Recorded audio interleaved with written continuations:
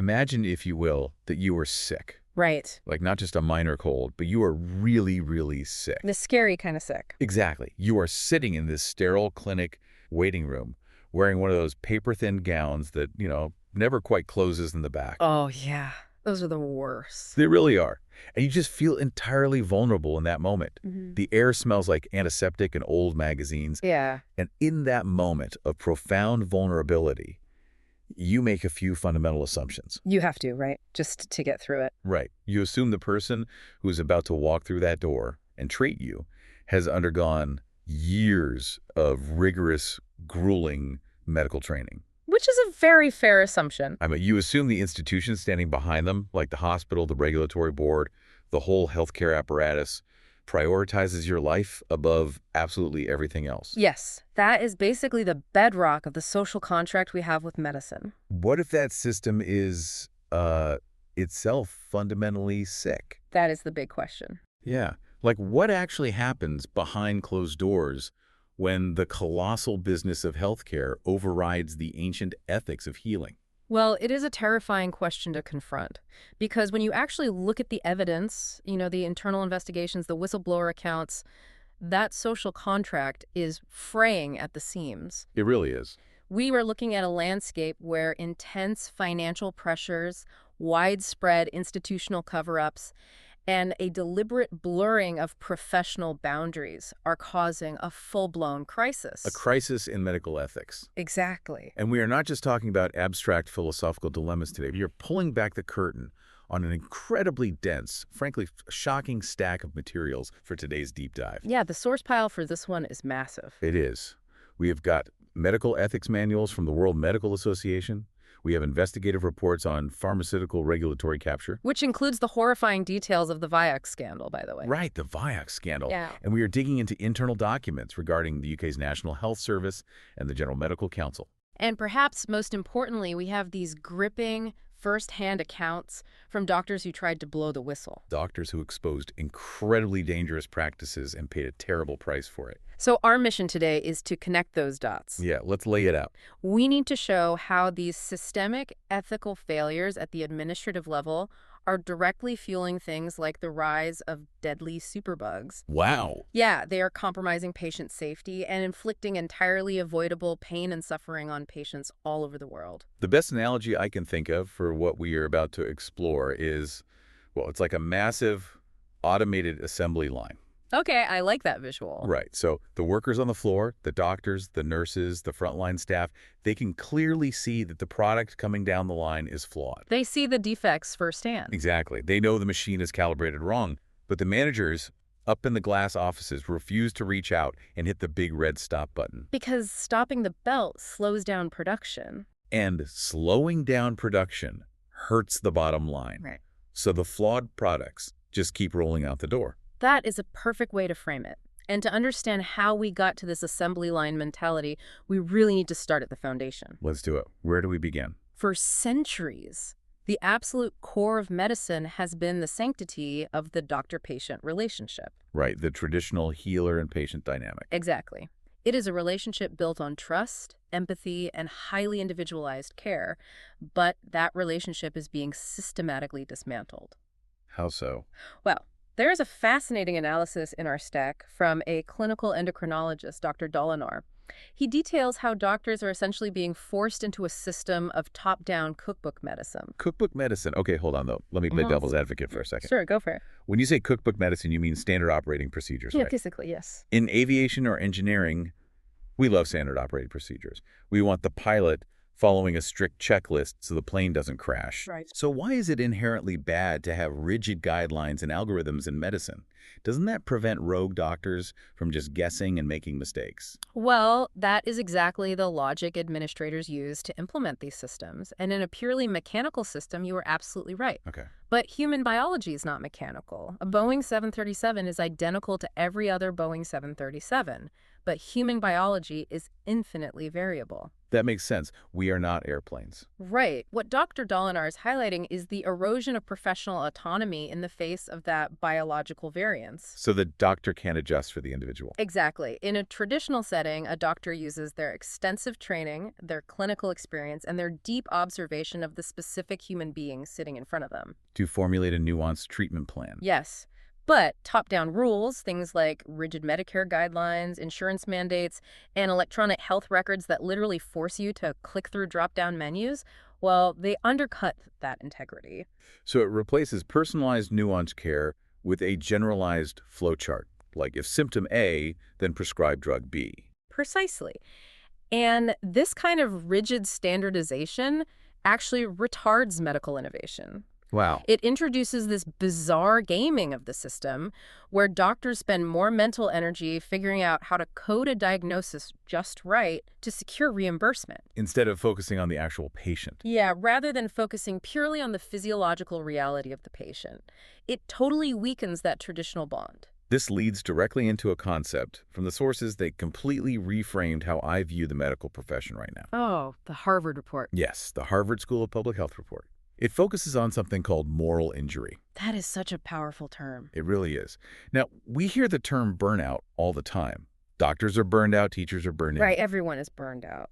But this report draws a massive critical distinction between burnout and moral injury. Because burnout implies a failure of the individual's resilience, it suggests the doctor just couldn't handle the stress. Like they didn't do enough yoga or practice enough mindfulness on their days off. Exactly. It places the blame entirely on the worker. But moral injury is different. Where did that term even come from? It was actually originally coined by military psychiatrists. They used it to describe the trauma of soldiers who were forced to act against their own moral codes in war. Wow. So it shifts the focus entirely to the system. But how does that map onto a doctor in a modern clinic? Well, the report defines moral injury in medicine as the profound, soul-crushing demoralization that physicians feel when they are placed in conditions completely beyond their control. Right. Think about navigating patient poverty or battling a lack of insurance authorization for a life-saving drug. Or being forced into unreasonably short 15-minute appointment time. Exactly, and drowning in massive administrative burdens. It is the trauma of knowing exactly what your patient needs to heal, but being structurally blocked by the system from providing it. It is the trauma of being complicit in a system that you know is actively failing the person you took an oath to protect. Yes, and it is not just the administrators causing this pressure. The environment has become incredibly hostile from multiple directions. Oh, absolutely. The fee-for-service models inherently create a conflict of interest, right? They do. The system rewards volume over value. The more procedures you do, the more you get paid, regardless of whether it is the most ethical, conservative path. And then there is the tension with the patients themselves. Oh, man, yeah. The sources really get into this. Patients today are heavily conditioned by a consumerist culture. They see pharmaceutical ads on television, they read WebMD, and they come into the clinic demanding very specific treatments. Like they want a specific brand name pill, or they demand antibiotics for what is clearly just a viral cold. Right.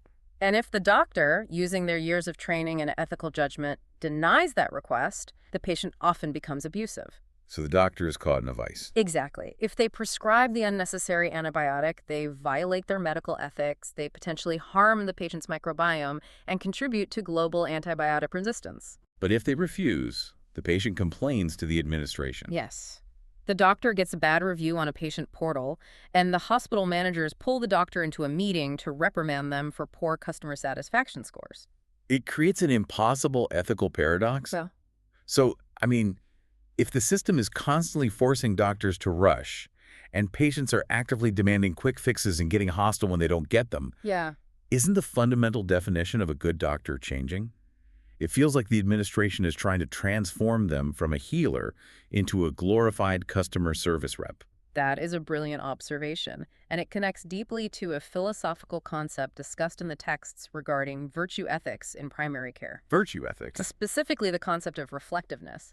In Aristotelian virtue ethics, true healing requires the physician to possess eudaimonia. Okay, that sounds intense. What is that? It is a state of flourishing, well-being, and profound reflectiveness. This state is what allows them to extend deep empathy to the patient. Let me try to ground that. Is it kind of like the oxygen mask analogy on an airplane? Oh, I like that. Go on. Like, you have to secure your own mask before helping others. You Mhm. can't extend true well-being and empathy to a patient if you are completely suffocating yourself. That is the perfect way to visualize it. Modern doctors reside within a system that literally suffocates virtue. Man. They cannot access the empathy needed for patient flourishing because the systemic structure just doesn't allow it. Because of the 15-minute slots and the endless clicking on computers. Exactly. The constant threat of litigation or administrative punishment does not allow the time, the space, or the emotional bandwidth for reflectiveness.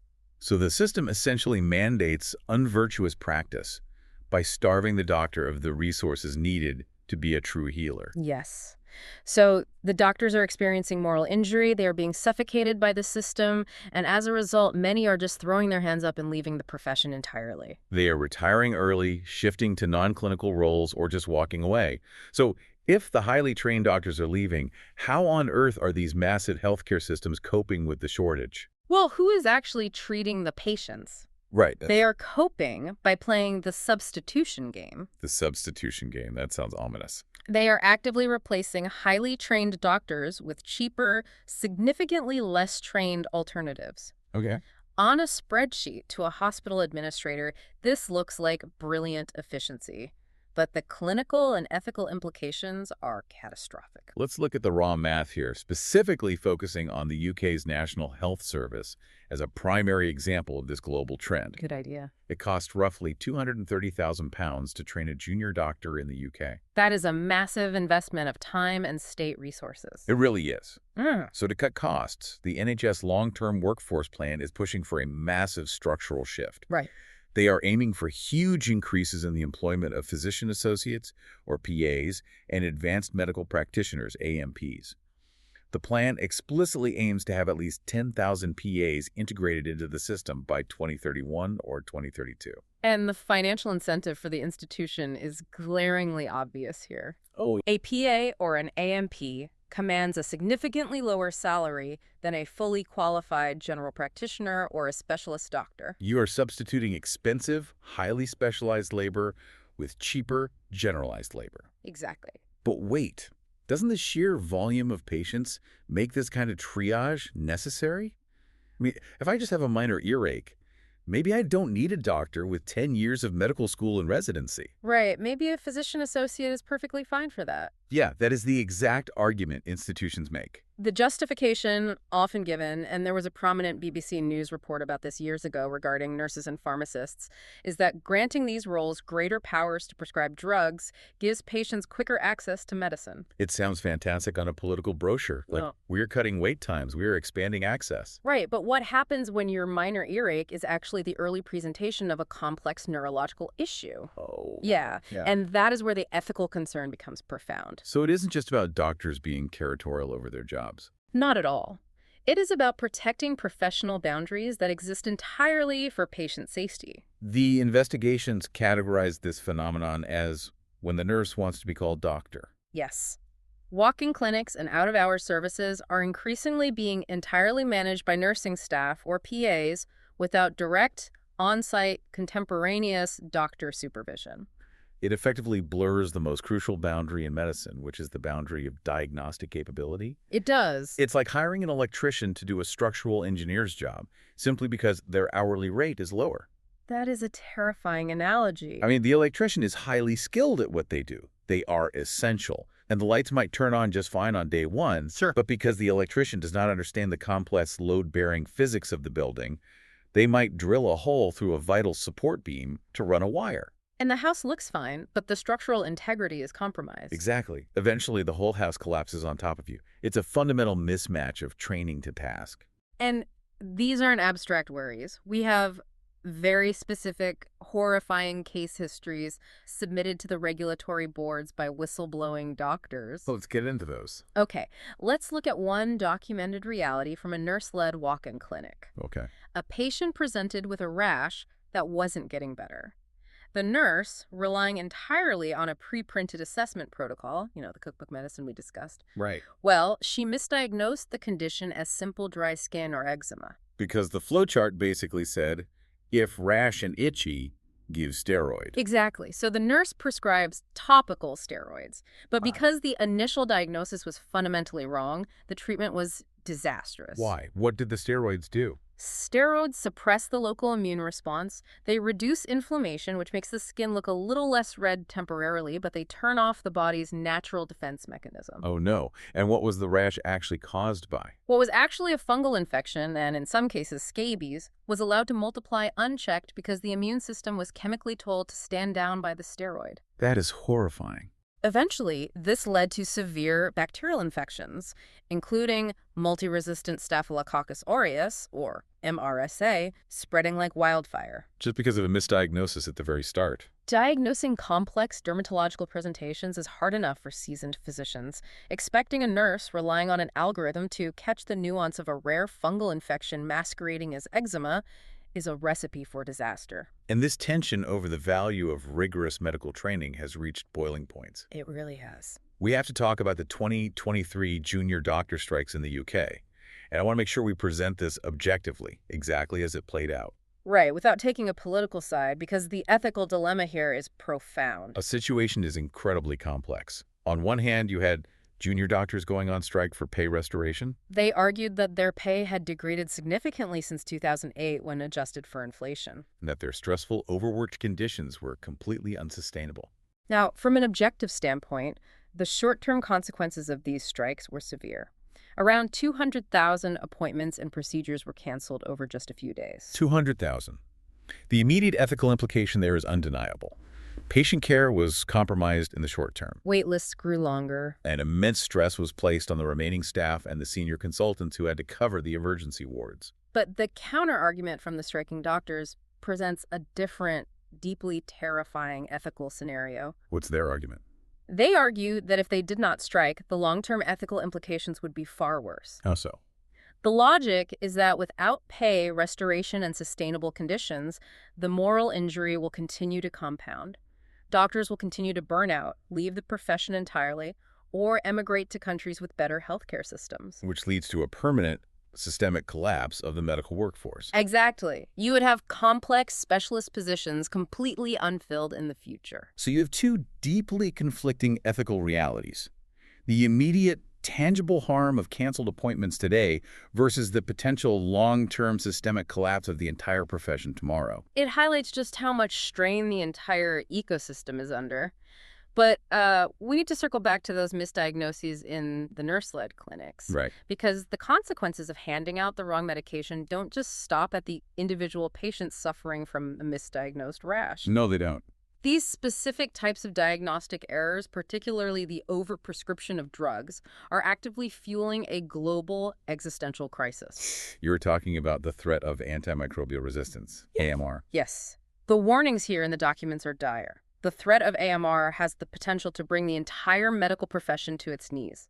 Let's look at the data highlighted in the whistleblower accounts. An estimated 37,000 to 39,000 people develop septicemia, a life-threatening bloodstream infection, and die every single year due to errors in diagnosis committed by frontline staff in primary care settings. 39,000 people.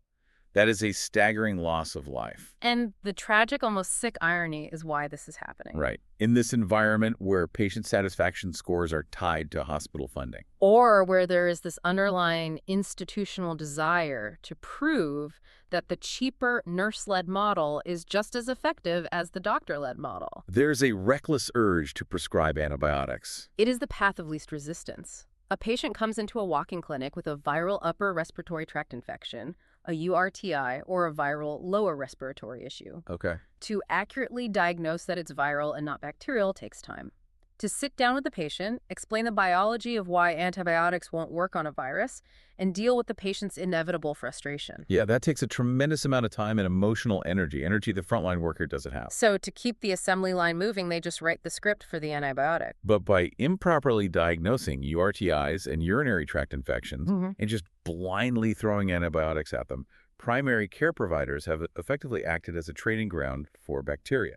They have. Every time you expose a bacterial population to an antibiotic when it isn't absolutely necessary, you kill off the weak bacteria. But the strong mutated ones survive and multiply. Over years of doing this practice has helped create an army of what researchers identify as 18 massive microorganisms that are now highly resistant to our entire arsenal of drugs. 18 resistant superbugs. This threatens everything. It really does. If we lose the efficacy of antibiotics, routine surgeries become fatal. A simple scrape on the knee could kill you. Childbirth becomes massively dangerous again. We literally return to the dark ages of medicine. And here is where the story shifts from tragic systemic failure to active institutional malice. That's a strong word. It is. It's one thing if this crisis is just a byproduct of a complex, overworked system, but there is a specific instance detailed where a concrete solution was offered and it was deliberately ignored. Yes, this part is infuriating. A doctor, seeing this exact crisis unfold in the NHS, seeing the misdiagnoses, the inappropriate prescribing, the rise of superbugs, actually invented a tool to fix it. He created something called Maya. What was Maya exactly? Well, Maya was a brilliantly simple, color-coded symptom system. It was designed specifically to help nurses and frontline staff differentiate between a patient who is definitively well and a patient who is potentially unwell. So it was a guide. Yes. The whole point was to provide a rigorous, objective guide on when it was safe for a non-doctor to manage a patient themselves and when they ethically and clinically needed to refer that patient to a fully trained doctor. It was a safety net. It was designed to protect patients from the structural engineer versus electrician problem we talked about earlier. Exactly. And he didn't just patent this and try to sell it for millions. No. He sent this tool, which actually took the form of an easily accessible color-coded fridge magnet, directly to the UK's Secretary of State for Health and the highest levels of the NHS. He laid out the problem, provided the hard evidence of the misdiagnoses and the spreading superbugs, and offered a free practical solution to stop the bleeding. And they ignored it. But why? Seriously, if a doctor hands the government a tool that prevents misdiagnosis, stops the spread of superbugs, and literally saves tens of thousands of lives, why on earth would they ignore it? Why throw it in a drawer? Yeah. Because accepting the tool would require acknowledging the flaw in the system. If you look at the institutional behavior, it is entirely driven by ego and the absolute need for control. So when this doctor challenged the Secretary of State and the NHS over these practices, when he pointed out that their economic model of replacing doctors with nurses was actively causing harm, the institutions closed ranks. Because adopting the MAS tool would have been a tacit public admission that their cheaper, nurse-led walk-in clinics were, in fact, unsafe without strict parameters. Exactly. So instead of adopting a simple safety tool that protected the patient, they defended the institutional model. They protected the system, the policy, and their own political reputations, rather than the vulnerable human beings they are mandated to care for. It's the assembly line managers refusing to stop the belt, even when someone walks up and hands them the exact wrench needed to fix the broken machine. That is exactly what it is. They'd rather keep producing broken parts than admit to the shareholders there's a problem on the floor. But wait, where's the oversight? If a hospital is actively ignoring safety tools, covering up misdiagnoses, and fueling a superbug crisis, why doesn't the regulatory board step in? Isn't there a watchdog? That brings us to one of the most terrifying concepts we have to cover today. We assume that massive regulatory bodies are the ultimate watchdogs. Right. But what happens when the watchdog is actually on the payroll of the burglar? This is a phenomenon known as regulatory capture. Regulatory capture. Let's break that down. It is a well-documented concept from political science. It describes a situation where a regulatory agency, which was created to act purely in the public interest, instead advances the commercial or political concerns of the special interest groups that dominate the industry it is charged with regulating. And the documents provide a meticulous blueprint for how this works, using one of the most devastating pharmacological disasters in history as the prime example. The Vioxx scandal. Yes. Let's look at the numbers on Vioxx because they're chilling. Go ahead. Vioxx was a painkiller, a KOX2 inhibitor, heavily marketed for arthritis by the pharmaceutical giant Merck. It was supposed to be a miracle drug that relieved pain without causing stomach ulcers. But before it was finally withdrawn from the market in 2004, it caused an estimated 88,000 to 140,000 heart attacks in the United States alone. And the data suggests 30 to 40% of those heart attacks were fatal. We are talking about tens of thousands of deaths from a drug that was prescribed to treat joint pain. So how did a drug that lethal make it to market and stay on the market for years? The White Rose research paper breaks down exactly how the UK regulator at the time, the Medicines Control Agency, or MCA, fell victim to regulatory capture. They identify 3 specific mechanisms that paralyze a regulator. Let's go through them. The first mechanism is perhaps the most well-known, but it's crucial to understand how deeply it corrupts oversight. It's called the revolving door. The revolving door. This is the constant, lucrative swapping of jobs between the regulatory agency and the pharmaceutical executives. Right. Imagine you are a mid-level regulator at the agency. You are making a government salary, Okay. and you are assigned to review a multi-billion-dollar drug application from a massive pharmaceutical company. And you know that in 3 years, when you leave the agency, that exact same pharmaceutical company could offer you a vice president position making 5 times your current salary. Precisely. It inherently compromises objective oversight because a regulator is always conscious of their future employment prospects. You aren't going to play hardball and demand more rigorous safety trials from the company that is essentially your future employer. It is an incestuous relationship. It really is. The second mechanism they highlight is incredibly devious. It's called information overload. How does that work? Well, the pharmaceutical companies have vast, almost limitless resources. When they submit a drug for approval or review, they don't just send a summary document. They flood the regulator with mountains of data. We are talking about hundreds of thousands of pages of clinical trial results, raw patient data, and complex statistical analyses. They weaponize information. Exactly. They know that the regulatory agency is often underfunded and understaffed. The regulators simply do not have the manpower or the hours in the day to comb through every single page of raw data. Effective oversight becomes physically impossible. So what happens? The overworked regulator ends up relying on the pharmaceutical company's own executive summaries of that data. Which are, of course, spun in the best possible light. They bury the cardiac risks on page 4,000 and highlight the arthritis relief on page 1. And the third mechanism of capture is the most insidious because it happens unconsciously. Shared cultural frameworks. What does that mean in practice? Over time, through constant interaction, attending the exact same medical conferences, and the revolving door we just talked about, the regulators and the industry executives begin to adopt the exact same worldview. So the regulator stops thinking like a skeptical public health advocate. And starts thinking like a pharmaceutical executive. They start prioritizing speed to market, profit margins, and industry growth over a hyper-cautious approach to patient safety. The culture of the regulator is completely captured. And this capture isn't just limited to drug regulators. No, it isn't. The whistleblowing documents pivot back to the medical boards themselves, specifically the General Medical Council in the UK and the various royal colleges.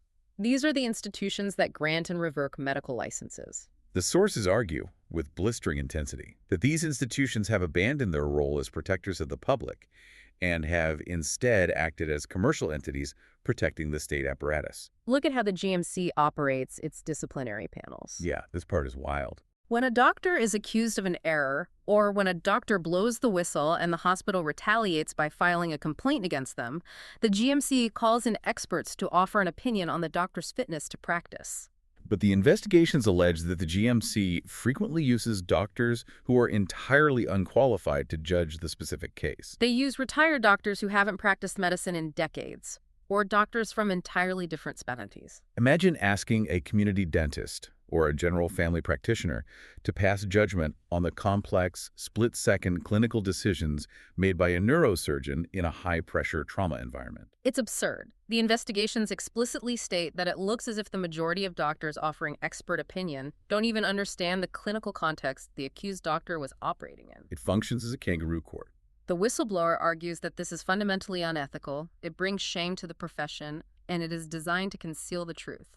Because by supporting the replacement of doctors with nurses, and by using these kangaroo courts to punish anyone who speaks out against it, these institutions are covering up massive liabilities. We are talking about billions of pounds spent on compensation payouts for entirely avoidable deaths and injuries. They are protecting the system's reputation and its finances over the lives of patients. Which brings us to the final and perhaps most tragic line of defense in medicine. Who is that?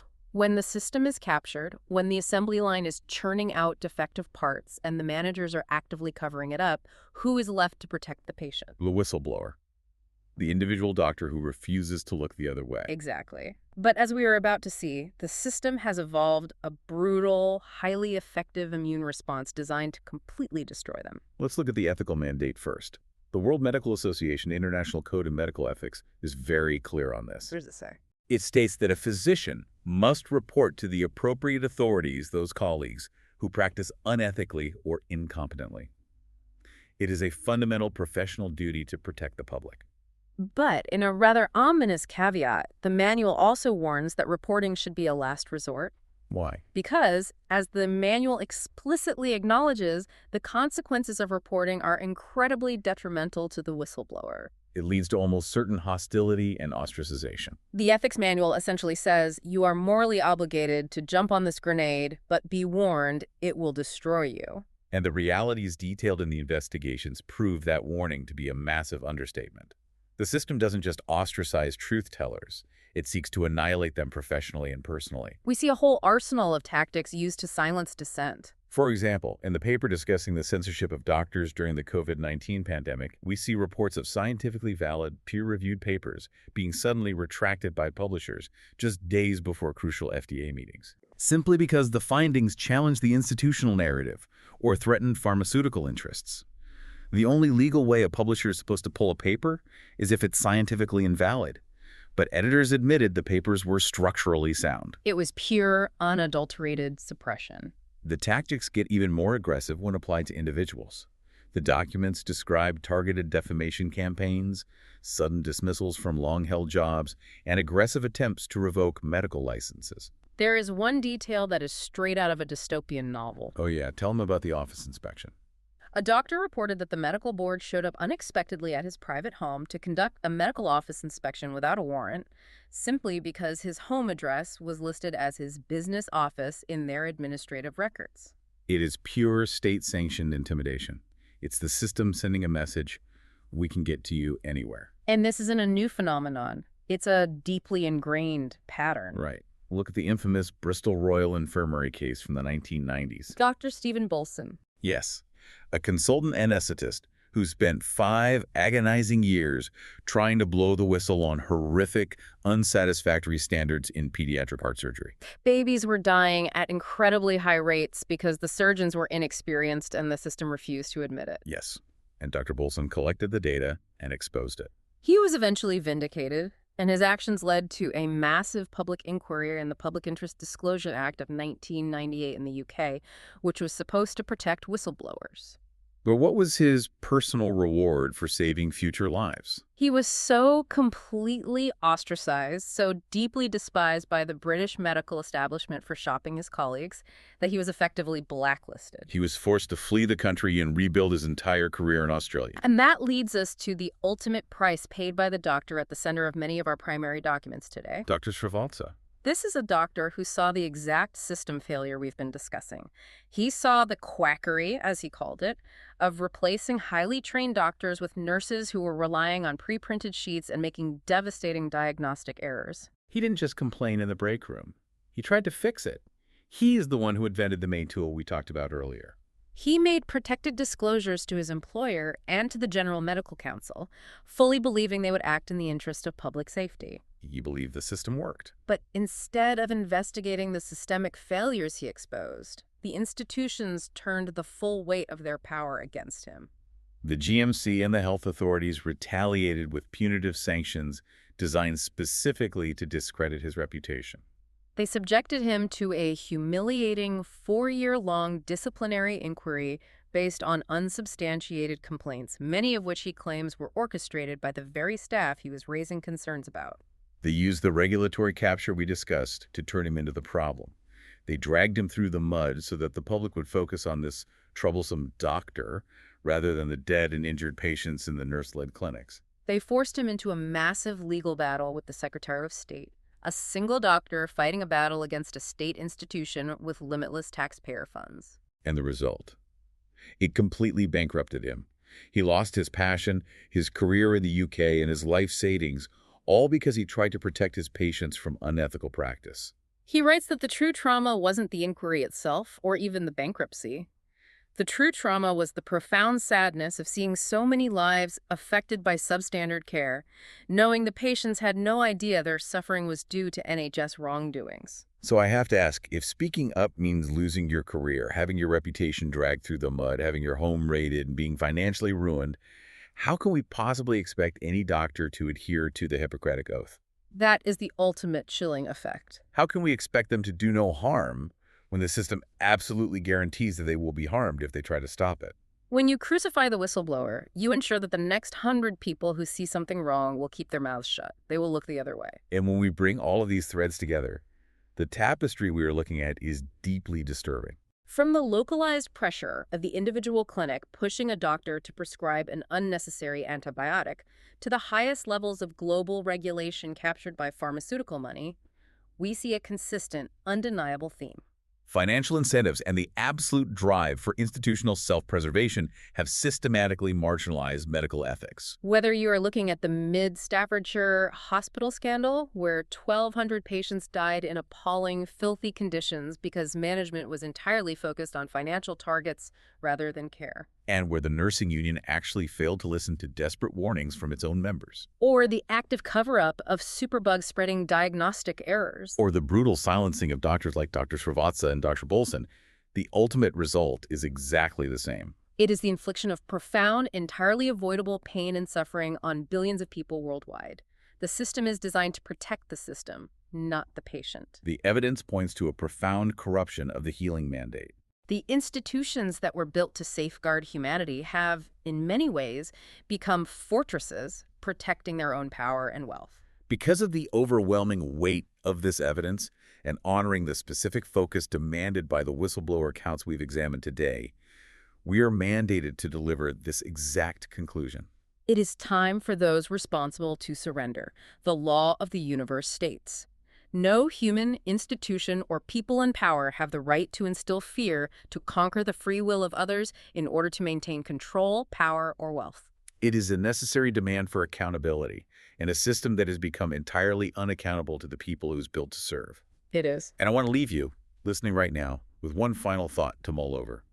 We've spent this entire time seeing how the current system grinds down the healers who are already in it. We've seen how it breaks them. But think about the medical students right now, the ones who are just starting their journey today. If the very institutions designed to protect medical ethics, the regulatory boards, the hospitals, the government agencies, are the ones actively compromising those ethics to maintain their own power and efficiency, how on earth will the next generation be taught the difference between systemic compliance and actual human care? Are we still training doctors to be healers, or are we simply teaching them how to survive the system?